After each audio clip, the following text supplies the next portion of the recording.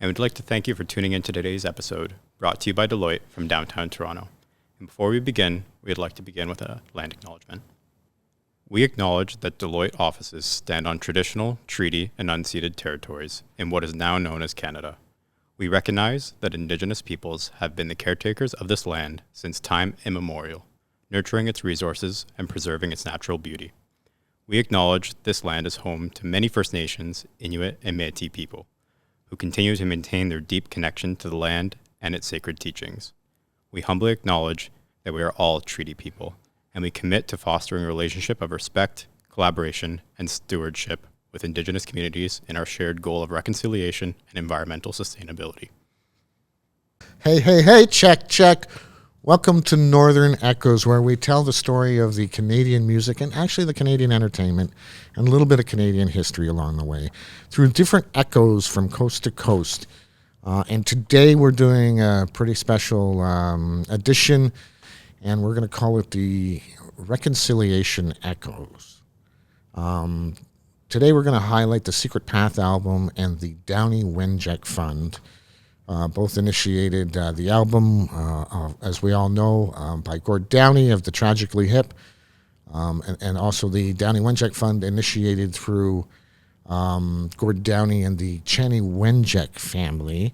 If you're not familiar with the story is of a 12-year-old Ojibwe boy who ran away from Cecilia Jeffrey's Indian Residential School in Kenora, Ontario, which was 600 kilometers away from his home. Chanie wanted to get home to his family, so he ran away and unfortunately only made it 50 kilometers before he passed on the side of a railroad track of exposure, hunger, and the elements. Gord Downie brought this story to us through The Secret Path, which is a multimedia project, an album, 10 poems, a video, an animated video, and it has gone on to become a stepping stone and a gateway to learning reconciliation as an echo, Chanie's echo, Gord's echo, through the Downie and Wenjack Fund. And it was inspired by his story, and I'm going to read here because I want to make sure I don't miss anything. The goal of the Downie and Wenjack Fund is always to improve the lives of Indigenous people by building awareness, education, and connections between all peoples in Canada. And as Gord said, how cool would that be? The programs of the DWF, the Downie and Wenjack Fund, go through legacy spaces. And today we are in one of 6 legacy spaces hosted by Deloitte. We are in the center of the Canadian financial world at Bay and Adelaide Street. We are so grateful and gracious for them to provide this space so that we can have this reconciliation conversation. Today's guests, I'm so honored to introduce to you a member of the Downie family band. On my far left-hand side, Patrick Downie, Gord's brother from the Downie and Wenjack Fund. Patrick, thank you so much for being here today. Well, thanks for having me, Mark. It's a real pleasure to be here with my good friend Harriet, and I welcome any opportunity to be with her and share our life within the Downie and Wenjack Fund and all the great things we get to do together. Harry, you want to tell us a little bit about yourself? Okay. Uju kakanoia, nimanoia, umagai bija kama Toronto. Harriet visitor in Anishinaabe, Hachiko Zaigani Ndonji, Thunder Bay Ndonjaba. My name is Harriet Visitor. I am from Satchel Lake First Nation. I live in Thunder Bay. I am the niece of late Chanie Wenjack. I'm also board of directors for the Downie and Wenjack Fund, and I also sit on their education advisory committee. I'm very thankful to be here. Harriet's a lifelong learner, and she's a teacher. She's actually been one of my teachers on this conversation for the last 5-6 years. That I'm grateful for that. And you're still going to school, right? I am. I'm currently working towards completing my master's in Indigenous education at Lakehead University. Awesome. So let's try and delve into, as we're looking at the Secret Path album. For me, it came to me in a musical sense first before I saw the book or the video. Kind of wondering, our country came to a place where we went through the Truth and Reconciliation Commission in the around 2010-ish, in around that period. I don't know, Patrick, if you could give me a little, background on how, Gord gravitated to this discussion. Well, Gord had been spending a lot of time up north in a few different indigenous communities around James Bay. He had taken the band up to Attawataskat for a show there, and was developing a lot of great relationships with a lot of good people.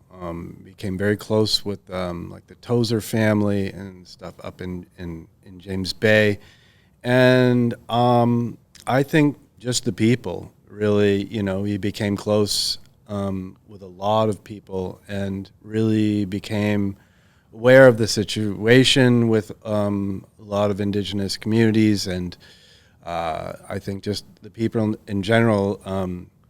I think he really related to. I just think, as he said, they're way cooler, way funnier, and way gentler. Sure. And I think it sort of evolved over time, and as did the Secret Path project. I think it sort of came to him in a very sort of natural way.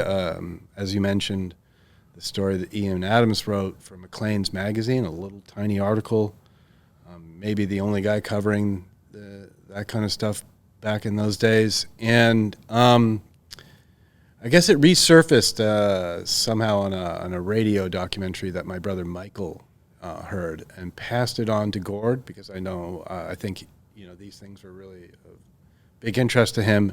And the story of Chanie wouldn't leave him. And that's, that was sort of Gord's artistic process. I think he would sort of become obsessed with something and really not be able to let it go. So, as you said, that story, that one little story that tells a lot of stories, or the big story, and that evolved into him writing poetry. That's, I think, what was always the sort of starting point.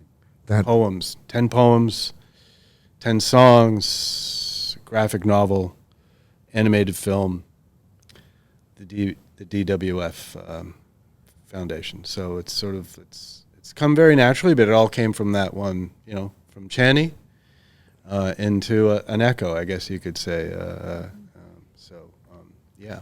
So that echo is going to reverberate through our country for many generations, and the indigenous cultures look forward and walk forward in generations. Do you know, and I'm curious to know, in about what year frame did he start writing the poetry? If you know, you might not even know. For Secret Path? Yeah. I think that would have been around, I'm going to say just after 2010 or so. I think, it came together fairly quickly, and I think originally the idea was to maybe write a screenplay or really make a film, and I think it was taking too long. Gord didn't have much patience for that kind of stuff. I think things like film and that stuff just moves way too slowly for him. And I'm glad, because I think, it really was his sort of last wish that this thing get out. And I think it was when he did get ill, I think that was his number one stress. Even during the last final hip tour, he was working very hard on making sure that the Secret Path was ready to go once that was finished, and that everything was ready to be launched. And I think he was quite worried that his time was maybe going to run out before he saw it to its fruition. When did he record it? That would have been 2013. 13. Yeah. And obviously, probably bits were re-recorded after that and mastered. Yeah, I think the mix, we did the mix around his 50th birthday, so that would have been February 2014. So we put the finishing touches and some of the background vocals and some of the extra stuff that goes into mixing. That would have been February 2014. And just for a note, we are releasing this podcast on Gord's birthday this year in 2025. So, Nice. Feb 6. Little pieces of it will come out before then in honor of Chanie's birthday in January.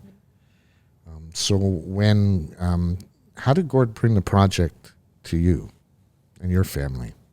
Well, at the time, I was a teacher working in Pickle Lake, and I heard that Gord Downie was coming to Martin Falls, Ogoki Post, to my mom's community. And so I wanted to bring my children, and I brought my children with me. I thought it was important that they needed to be there. So I remember when I first met everyone, and I remember Patrick Downie was there. His brother Mike was there. Ryan Moran was there. Sheila North was there. And Stuart Cox was there as well. And Alvin Fiddler was there. That's right. Right, because Sheila North was MKO chief at the time, and Alvin Fiddler was Grand Chief Alvin Fiddler at the time. I mean, he still is, but so I remember these people being there, and they were kind of around. They were in the back, and Gord was. You could see the support, and I didn't know. Stuart to me was the guy with the blue puffy coat. That's all. I didn't know his name, and that's what I kept saying. It's the guy with the blue puffy coat. So it wasn't until later that I understood just who they were and how they were all brought in support of Gord.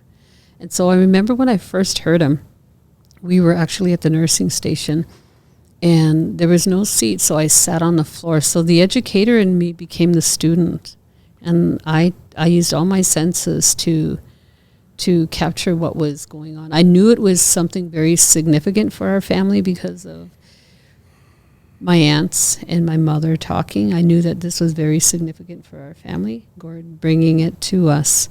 And I remember seeing one of the animated songs in my Aunt Pearl's cabin.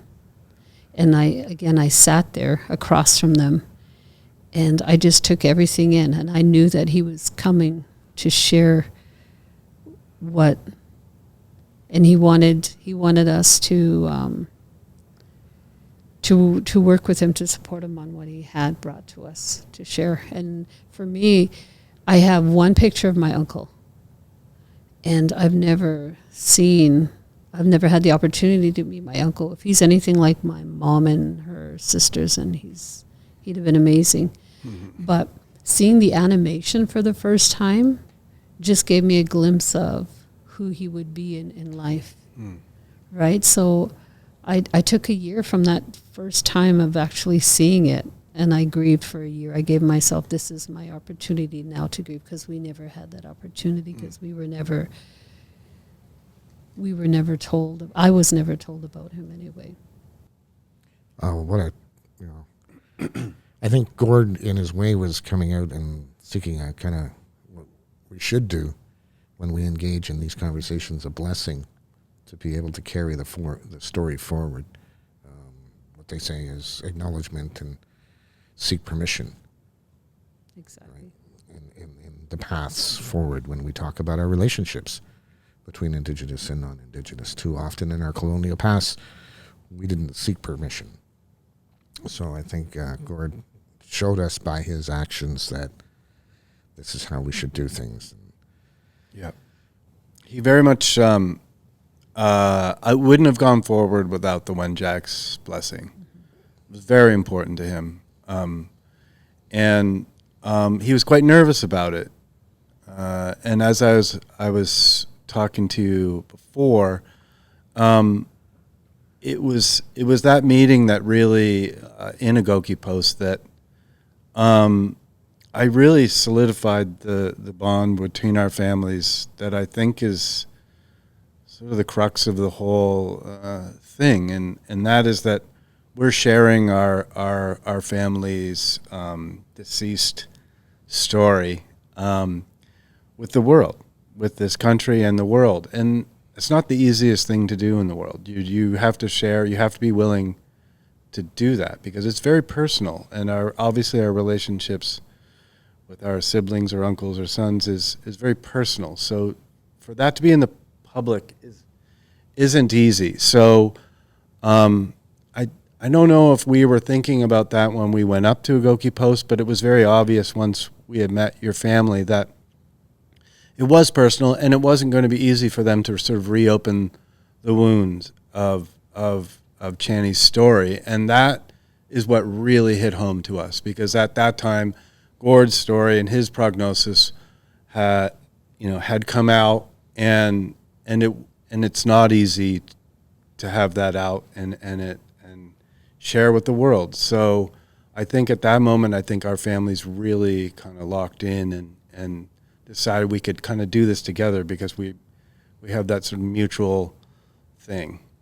There's two families becoming one family. Yeah, sure. Yeah. Again, we talk about that. We're all, in the culture again, that everything is related and everybody's a relation and everything's a circle and everything is part of the community, right? And for your two families to kind of grow together like that, and as you said, Patrick, it's hard to talk about these things and revisit these things, particularly Harry, your family is to, it's emotional. It brings back some things that you may have not talked about as a family, but yet it becomes part of the healing that the country needs, right? So we talk about the truth. We have to have the truth first and really reconcile with that truth and say it is truth, right? And there is healing that needs to come from that. There needs space in order for healing to happen. Yeah. True, honest understanding of it, and for it to morph to where it is today, and maybe where it is going to go as the cultures talk about the next generations and how we're teaching children these stories and how important that is. And how important is that to both of your families, is the youth and the legacy school pieces? For me, it's very important growing up and not being really taught that as well, or even within my family. I know that in going back to when Gord and them came up to Ogoki, I remember sitting in the back of a truck. We had just left the cemetery, or the graveyard where they had visited my late Uncle Chanie's grave. And I remember, Pat, you were walking with Gord and my aunts, and we were in the back of a truck. And I knew it was important for him to come to basically walk on the land where Chanie lived. I knew it was important for him to see, to feel, just to experience life there, even if it was just, I can't remember, was it overnight or 2 nights? I'm not really sure. It was a couple of nights, yeah. But just to experience that with the community and to see where he was from. I knew it was important. I know for me, I said, from that moment I sat there, I said, when you allow someone in your heart, they live there. And I know for us, that's how we felt about everyone that came. We knew they were there for a purpose, a reason in our lives. And as children, we were there to support our moms, the matriarchs. We were there to support what they were doing, and we knew our role as children to be that support. And they carried that story for a long time. Mm-hmm. And for that to kind of come out now is, there's many emotions that they must have been going through. But again, after all those emotions comes the healing part. Yeah.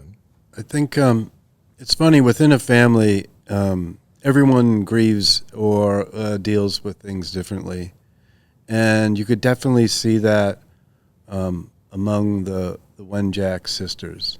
And I know within my family, it's, even within the band, it's something that's, you'd think you do need each other. You do need to sort of help heal each other.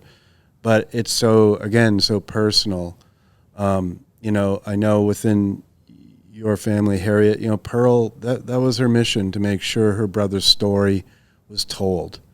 And I don't know if that was, I didn't get that sense from your mom or say Annie or whatever. But I knew that was Pearl's mission, and she's brought them along. I think it's too painful, I think, and within my family, you say someone like Mike, who took on the hip documentary. Well, I could never have done that. To me, it's enough. Sort of, you're inundated enough with all this stuff and Gord and everything. I didn't need to go sort of pick at that scab. I had to mostly focus on just getting my own head off the pillow and sort of healing in my own way. So I think, I'm very grateful that he did. So, somebody has to. I think it's very important. Somebody had to. And it's legacy work. This is the stuff that's going to be around forever, and it really is improving lives. So anyway, yeah, that is it. I mean, I think we all sort of serve different roles and functions within our families, and I guess that's how it comes together. For Pearl, I know, like, she was as she likes to say, she was waiting for Oprah Winfrey to tell the story, but Mike Downie came along instead. I remember when she told me the story, she got a phone call from Mike. And Mike said, it's Mike Downie from, my brother's in the Tragically Hip. He goes, have you heard of the Tragically Hip? She goes, yeah, I've heard of the Tragically Hip. My kids listen to it all the time, right? So she kind of knew what it was. And in her way, it was her Oprah, right? Mm-hmm. You know what I mean? It was her Oprah moment. And big shout out to Mike for taking on that No Dress Rehearsals project. It's part of a healing process, maybe that the pain that comes along with that, like you said, picking up an open scab. And also, huge kudos to the Downie family for sharing those sensitive moments with us, right? And as a fan of the band and the music, more the music and the band, but music was always first for me with the band. Just the way a family shared those inner thoughts with us was, it was peace for us as well and healing for us as well. Because we've all become connected kind of through the music to the band, right? And to Gord and his poetry and become connected to your family for doing that. And these kinds of sharing helps us all get on board this path forward, right? I asked your Aunt Pearl for words of wisdom for my son, and she looked very sternly and very, very stay on the right path. So this sharing is a national sharing, right? And it's a national walk forward. And where do you think we're going to go from where we are today? I think the country's ready for it. I really believe, honestly, the country is ready for it. Have you noticed that? Well, right now, with the passing of Justice Murray St. Clair, I'm still very much impacted by that. Mm-hmm. I'm allowing myself to grieve, but I know that he's done he's done a great thing for our people, and I know it's up to us as educators and parents and community members to take on that work that he's begun. When I think of the secret path and everything that we've done, the intent is always what are we leaving behind for our youth? What is our young people? What are they how are they going to, how is it going to influence them? And that's what we always think. I always think about that. I think as a family, we think that. We think about our young people, and I think about the very first time I went to the concert and my son saw the concert. He said it just resonated, the music, the lyrics, the comic style, the animation. He said it just resonated with youth and adults. And then my little girl, the next morning, she says and asks, I wonder who Gord's parents are. And she really wanted to look behind who he was. And it reminded me the role that I have as a parent and the influences and how I influence my children. And so for someone who was 6, 7 at the time, I was just like, I didn't know she could even think. But she knew something was very unique about him, and she wanted to know who his parents were. She wanted to know where he came from, who made him, basically. So, I'm always reminded that our little ones have a very unique perspective of everything, and that it's important for us to be mindful of that in our work that we do, because they're watching, they're listening to us, and we influence and impact in the decisions and what we do. So that's what I think when I think of The Secret Path. I think of how it's impacted my family, but also with the students that I teach, and often that will come up and talk to me. And I know that I'm very thankful. I don't think people just come into your life for a reason. I think they're meant to, and I know that Gord was meant to come into our lives, and so is his brothers. I really do, because it was something I know for my immediate family we needed. So I was always thankful, and I know that, and I often share this, and I'll share it. On the day that Gord passed, I was about a half an hour out of Thunder Bay, and my mom had called to tell me that Gord passed, and I cried. I just wept. We were actually on our way to Thunder Bay for the funeral for my Aunt Pearl's daughter, Kathy. My cousin Kathy had passed. So we were going to do 7 hours to Thunder Bay, eat with them, because that's what we do, and go back. I wanted to pay respects to my cousin and my aunt. Well, the day I walked into that funeral home, my mother greeted me, and she hugged me. My mother has never hugged me my whole life. I've tried to hug her with my cook and past, my nephews and nieces, my aunts, and she could never hug me. And I understood that at a young age, that something so tragically happened to her at the 3 residential schools she attended that she just couldn't. So I accepted that. But on that day, when she greeted me and hugged me, I knew. And I had thanked Gord then. And I said, I'm gonna carry your heart. I'm gonna carry your work, and every opportunity I have to speak, I will. And I thanked him, because no one could ever give me a hug. That's a priceless gift that I received, and that I, continued to receive. And I mean, that wasn't too long ago. So I'm always thankful. That was that was beautiful, that moment. That it's learning to love again. Again, part of that healing journey, that story and reconciliation gives us, right? So there was space that your mom needed for that mourning period and healing period, and with Gord's passing at a relation's funeral, same day. She that's and hugged me. That's it's a big part of that circle philosophy that I hear about. Patrick, and kids with you in legacy schools, how's it affecting you, and where do you see it going, and where it's been? Well, I wanted to share this because yesterday Harriet and I did an event at the MLSE launch pad with 250 kids from different legacy schools, I guess in the Metro Toronto area. And during the introductions, Harriet and I spoke. But during the introductions, the MC asked, the kids who had heard of Gord Downie, and I'd say a good third of the hands went up.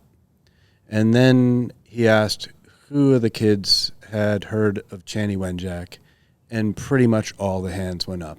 And I got to say that does my heart so much good. And and that to me tells me that the work is working. And that's the goal. That is, the fact that it's Chanie that resonates with them more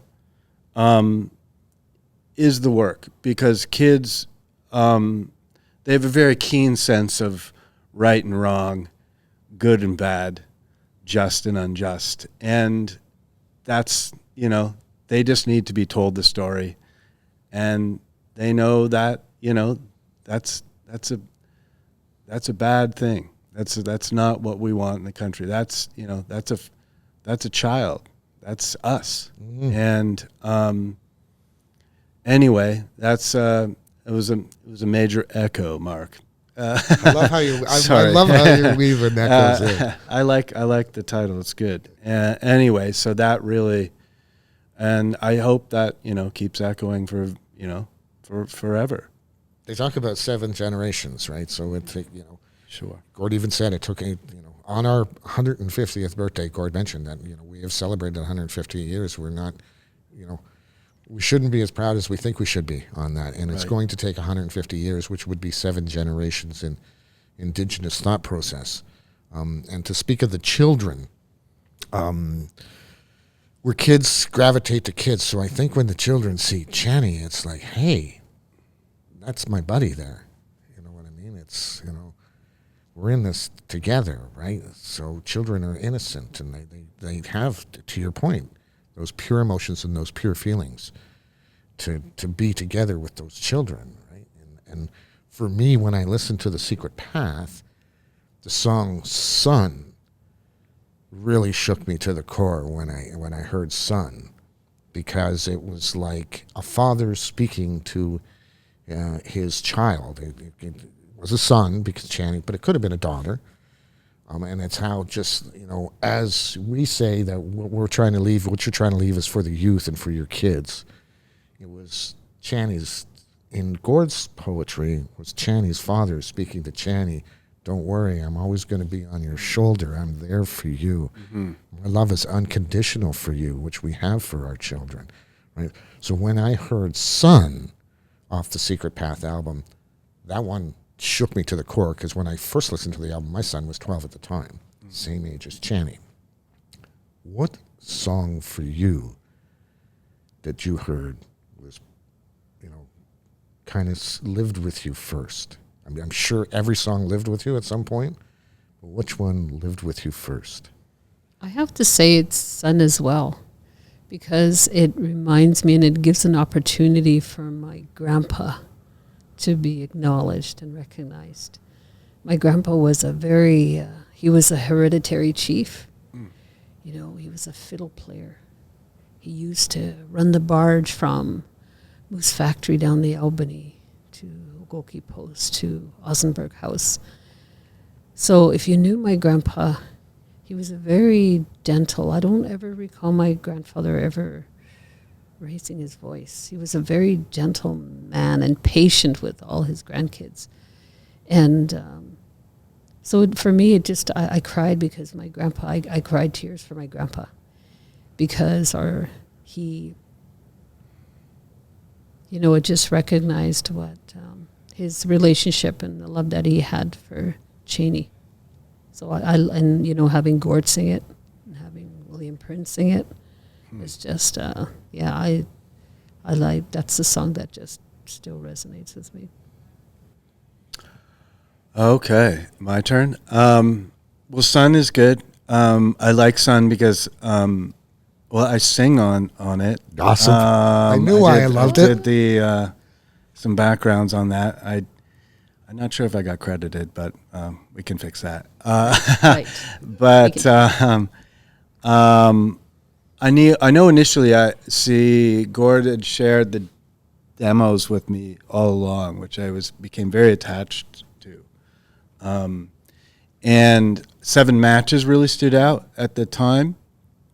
And I know I think Gord's writing style and the way he was sort of wedging in those like the factual details of the stories and stuff. Just the way he, in that one in particular, because he was just basically plucking out the littlest of details, the scant details that were in that story. And, he really did a very masterful job of kind of creating the imagery and all the stuff. And yeah, that one really tells just such a sweet story. It's so direct and evocative. But I have to say the one that really, the whole record is a masterpiece as far as I'm concerned. But Here, Here, and Here is, I don't know. You don't want to rank Gord's songwriting, but it's like a haiku, and it's the fewest words, and it hits home so hard, and it's just so beautiful, and I don't know. It's a really good echo, Mark. Yeah.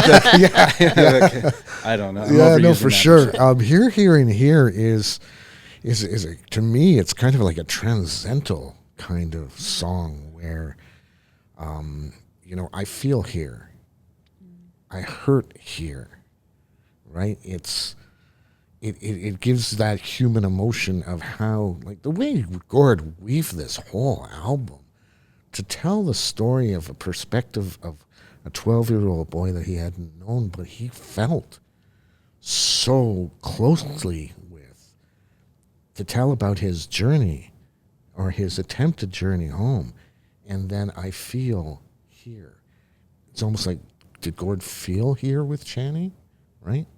It's a very transcendental kind of song to me, and it's also a community song. We're all here, right? We're all here, here, here. I remember at Trent University on Chanie's birthday, where the Secret Path educational tools were starting to be released, and there was a circle, Chanie Circle, and your mom wanted this to happen, I think, where Here, Here, and Here was placed, and everybody was in a circle. And it was a moment of community, and it was a moment of family, you know what I mean, of educators and leaders in your community, and educators and the Downie and the Wenjack family holding hands together, which to me, just witnessing that was surreal. There was a power in that circle. So Here, Here, and Here is definitely, the whole album, like you said, it's just a masterpiece. It's Gord weaving poetry to, and I know he worked very hard on that, and he told the story. He told the story that shook a nation. Yeah. I think it was a good challenge for him. I think he liked to be able to write sort of different narratives in different ways, and that one's really, it's like a kind of like a concept piece, right? It tells a whole. It's like an opera, really. Yeah. Different styles. I mean, Kevin Drew has a big part of, I think, the soundscape that allowed Gord to sort of write in that way. I think some of the music is Gord's, but it is a lot Kevin. And Gord over the years became very adept at working his poetry into music, and he could do it very quickly and very on the fly. And that one, it's a great marriage. Yeah, it's a good point about Kevin Drew, because not only to the lyrical storytelling, there's also the auditory musical scene setting in the whole album, right? So that lives on its own. It sets the scene, it sets the tone, it sets the feeling of each song along the way, along the journey, like Haunt Me, right? I can't recommend it enough. If you have not listened to this album yet, do it. Yeah. It will take you places that, you think that Chanie was at. Yeah. I really should, sorry, Harriet, I should mention Niles Spencer and Dave Hamlin, who had a big part of that sort of atmospheric vibe of that record as well. So sorry. Yeah. No, I was just going to say I ended up going to visit because of a friend that you have. I had ended up visiting the bathhouse, Oh, yeah. right? And You could mention his name. I forget He's his name cool. though. What's your friend's name? No, you're. Oh, no. So, yeah. So I had a friend that I was over visiting No, you once. Billy Ray. Billy Ray was the technical director for the HIP and for Gord, and a close confidant and gatekeeper and caretaker, amongst many things that Billy Ray is. So we're just sending out He's some love the- to Billy Ray. Billy's the chief historian. But I had visited you out in Wasaga Beach, and you had a friend visiting.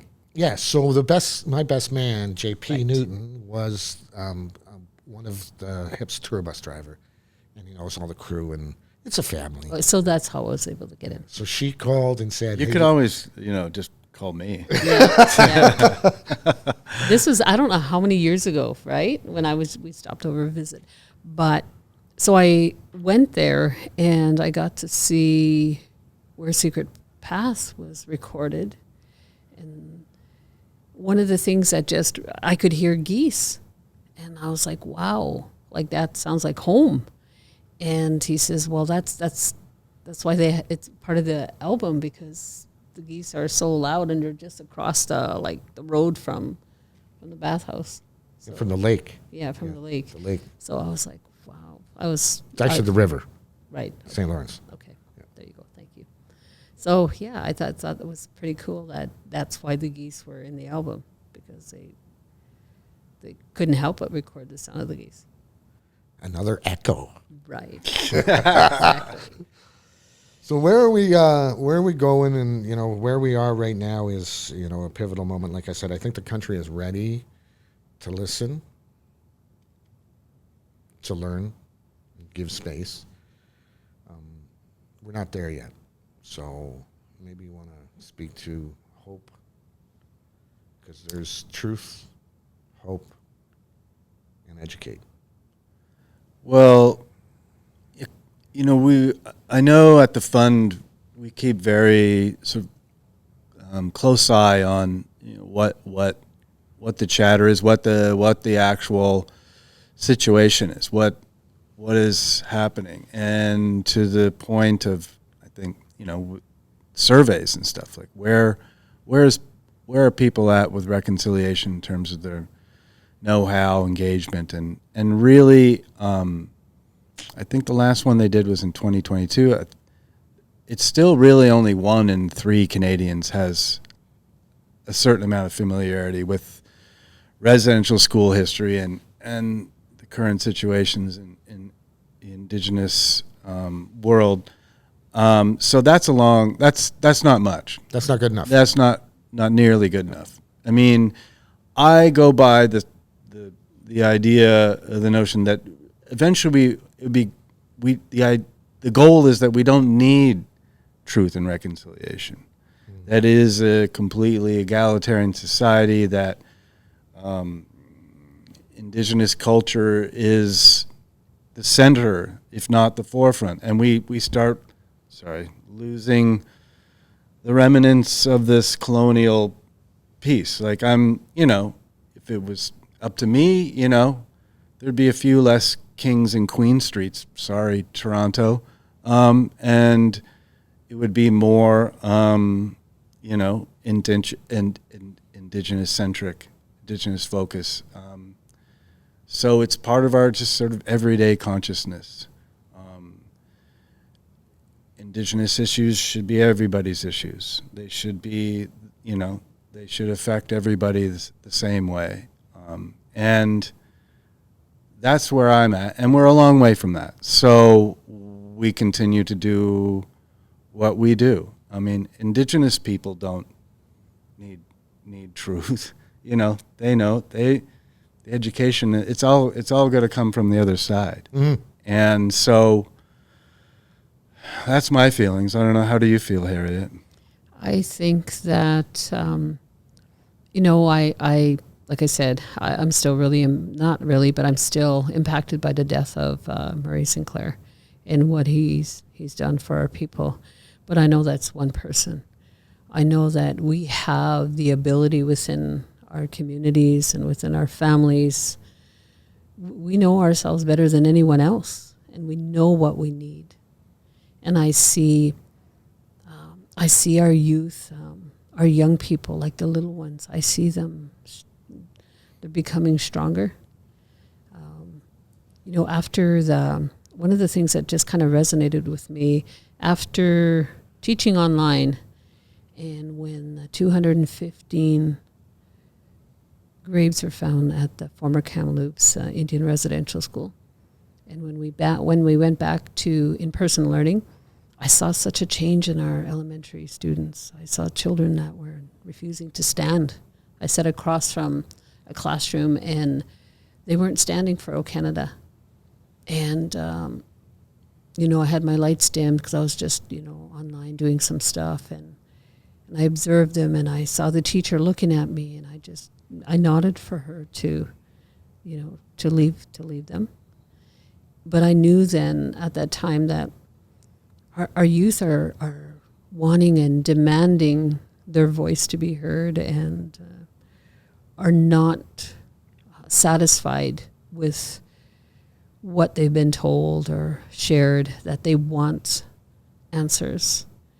And so I began to support them. I said, we have to allow them for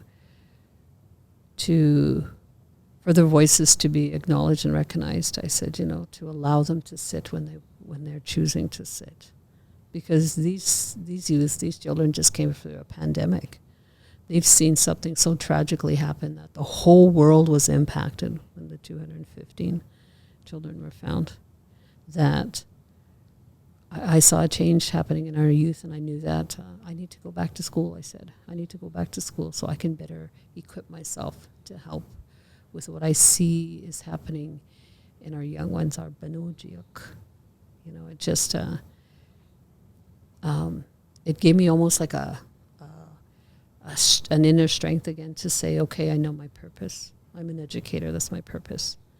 And how can I, help our young people? How can I help the education system when we have our young people that are beginning to exercise their voice in that way? So that's what I see in our fund. I see an amazing staff that are the extension of our families and what they do.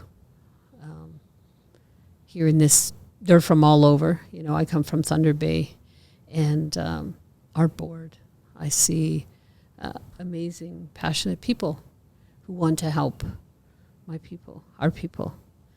And I just know that I often think of Gord. I often think of, I wonder what he would think, or I'd say, what would he do, right? Because it's his heart that he saw is my uncle's story and what he wants for the North. And that it always comes down to it, what's happening in the North. It's always in the North. And I always am reminded of that he had a heart for the people in the North. So, yeah. Yeah, it's the children and the youth that are growing out and breaking the chain on both sides, right? So they talk about break that chain of how settlers perceive the conversation. And again, I go back to we have to learn the truth first, right? And understand the cultures. And Gord said, how cool would it be if we could just walk together, both Indigenous and non-Indigenous? And to Patrick, what your recollection is I second that. They're way cooler than us. They're way funnier than us, right? And they just got it going on the philosophy of the life journey of live a good life. Take only what you need, share the rest, be sustainable. I often think if my ancestors would have stopped to learn those philosophies when they settled this country, we wouldn't be in the position we're in today. And it's up to our generation and the next generations to correct that, right? So that we can live together we will be much better for it.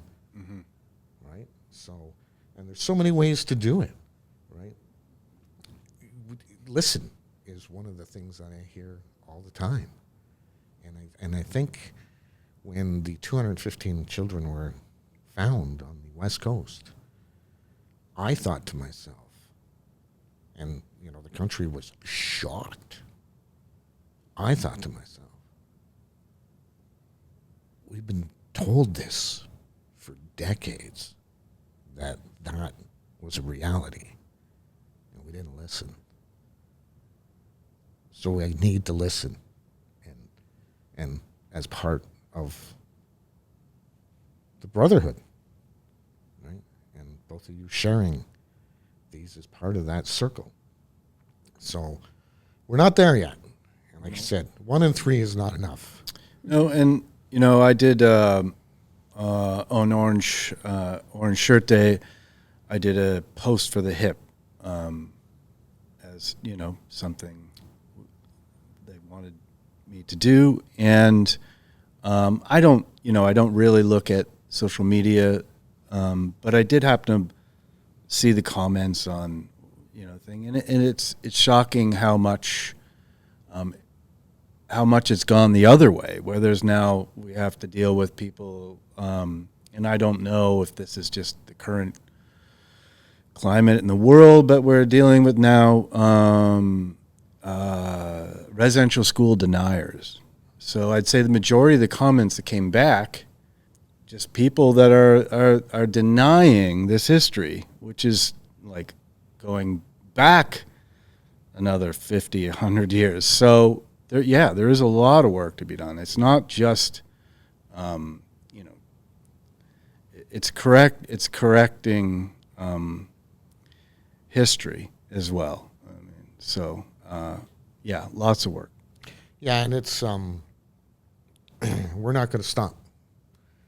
We're just catching our breath, right? Yeah. The path is even Murray says, here's your blueprint, here's your roadmap, both as Canadian citizens and as corporations and as communities, how we can get there into reconciliation, right? I had a conversation, I spent an Orange Shirt Day in Niagara Falls with Phyllis Webstad, the gatekeeper of the Orange Shirt story. I had no idea the Prime Minister was going to show up. He showed up. And I had an opportunity. He stood right beside me, which I don't know why he did, but I guess I think I had a black suit on, it was misty. I think I looked like his Secret Service, so he came to stand beside me, and then Phyllis came over, and I ceded my spot to her, so it was the first time she met the Prime Minister, and I wanted her to have that moment. But afterwards, I spoke to him, and I dropped your name, and I dropped your name, and I said, and it was the spirit of the secret path. I told him, it's not just up to government to change this. It's up to each and every single Canadian citizen to change it. And I said, don't stop. I'm not going to stop either, right? And my friends are not going to stop. So it's an outreach to these people out here that may be watching is, there are things to do. There are reconciliations to do. One of them, if you're in the corporate world, is to become a legacy space where your employees can learn. And there's a bunch of support programs that go along with that in the legacy space. It's an ongoing thing. It's an ongoing education. And corporate Canada can have that place. I know for a fact that Deloitte here has a full, robust Indigenous program that they revisit and add to, and they hear voices of the youth to develop their own policy as an organization. Right? So there are some leaders, and Deloitte being one of them. So if you're in the corporate sector, it's a push to do something, or as they call it, reconciliation. And if you're in the education where we're educating the next 7 generations, the legacy school program. How many legacy school programs? It's 8,500, I think, across the country, every province and territory. Yes. And if you want to show some actions in your community. There's the Walk for Wenjack that the Downie and Wenjack Fund does. It's an excellent opportunity to get out there, and maybe you want to speak to the Walk to Wenjack and how that program is. And what it is, it's a program within the Legacy School. It's it usually occurs during Secret Path Week, and you can find out a lot of information on our downiewenjack.ca on the resources if you want to look at what we do for legacy schools and what we offer. But it's an opportunity to walk for someone, for survivor, for someone that's passed, for Chanie, for a residential school survivor. So I've had and participated and conducted several within the schools that I attended and worked at. And I'm always trying to find ways to connect my students as a whole, or connect my school as a whole with what we're, a theme that I usually want to bring about. And one of them is, this idea of reconciliations and reconciliation. I don't want you to walk ahead of me. I definitely don't want you to walk behind me. I want you to walk beside me. And so that was what I did one year, was like, we were not going to have classrooms just walking during their own times. This time we're going to show how we can do reconciliation within our school. Is we're all walking together, because it's important that we walk in solidarity with each other. It's important that we connect with each other. So that's and I often will do different themes within my school in terms of what I want the whole school to understand and to learn from our Walk for Wenjack. So a lot of schools do it differently, but I always try to find a way to connect my whole school body, because it's a great opportunity to incorporate lessons into every classroom. yeah, it's like I see people doing it individually and as a community, as a walk. You know what I mean, for their little piece.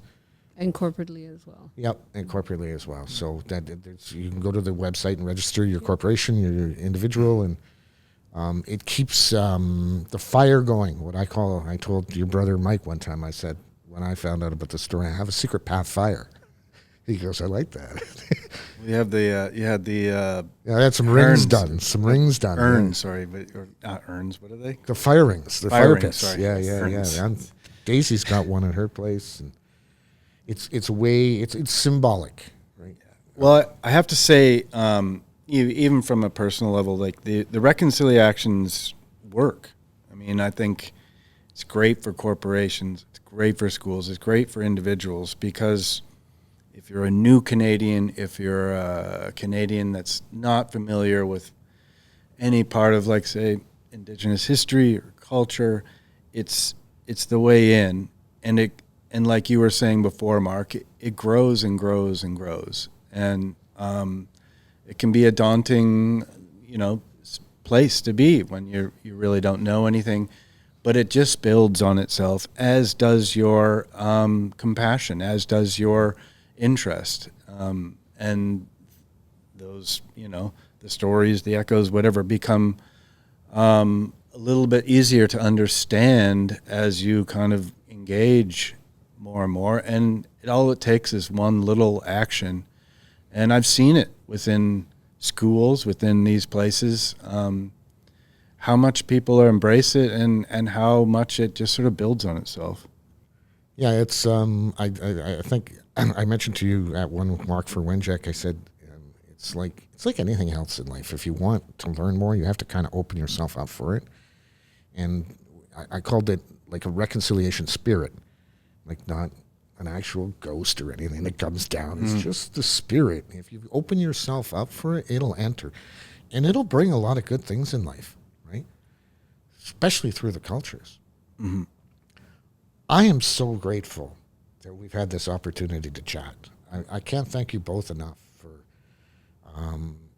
on my personal level, being part of my personal reconciliation journey and my family's personal reconciliation journey, but just for being friends too, right? I love hearing Harriet sing when she's singing. Just when I see a post sometimes and I hear it, I'm like, oh, what a voice of an angel. Echo of an age. Thank you. I guess in something I want to close, and I often think about, is that Gord the musician, Gord the writer, Gord the storyteller. He took what he had, and he took my uncle's story, and he just put that out there in the way that I think of that, because I know that I often tell my students that we're natural born storytellers, and the power of stories. You know, our stories when we're babies are just babbling, but we still have those stories. And as we grow up, our stories become more and more refined till they just, you know, when we get to be my age, you know, they're just a little bit more elaborate in our storytelling. But the power of storytelling is just amazing. And I, you know, for the way The Secret Path came out, I always celebrated the storyteller that he was, the musician that he was, and how he brought that, because that's me. I'm a storyteller. And that's what I want my students to know, that that's what they are too. They're continuing our story. And you know, that we're all storytellers. I just think it's powerful. Yeah. I have to say it's like, it's so centered on it came from art, and it's about kids, and that's really what the Downie Wenjack Fund is. You know, it's propelling art and using art as a way to tell the story, and that's really what has the most impact. It's what grabbed you. And Mark, I have to say, I have to thank you, and in my sort of closing marks, like that, you know, it's guys like you that really push this thing forward. Things like this, using your time, your resources, your passion, to make a difference, to do something. And you know, you're the best. Like, what can I say? I'm so grateful for this opportunity to talk about it. You don't really get this opportunity to talk. We do a lot of public speaking, Harriet and I, and it's hard. You have to kind of, you know, it's a different kind of delivery, and it's not always the easiest way to really, you know, tell the story or tell, you know, the whole scope of it. And I really appreciate it. I really, I'm just so happy to be here with a Wenjack, and I guess doing what we're supposed to do. When we look at it, but you know, and thank you for that, but it has made me, number one, a better person, your cultures, in this conversation. Number two, definitely a better Canadian. And number three, giving a lot of bit of hope for that. So for me, it's, like I said, it's a Secret Path fire, and I hope everybody catches it. I really do. That's the purpose of all this. And we're celebrating birthdays today. We're celebrating a birthday for Chanie, and we're celebrating a birthday for Gord. When we're releasing this, it's really them that has brought this to a crescendo in our lives, and there's a lot to be said for that. And they've, you know, their echoes live with us all and can live with everybody. So I can't thank you enough for this. This is like, you know, sitting around telling old stories with us old friends from way back when, and you know, it's I'm. When are we doing it again? When can we do this again? Thanks for listening. Thanks for watching. And the indigenous people have a saying where it's, we don't say goodbye. What do we say? Bamapi. Bamapi. Bamapi.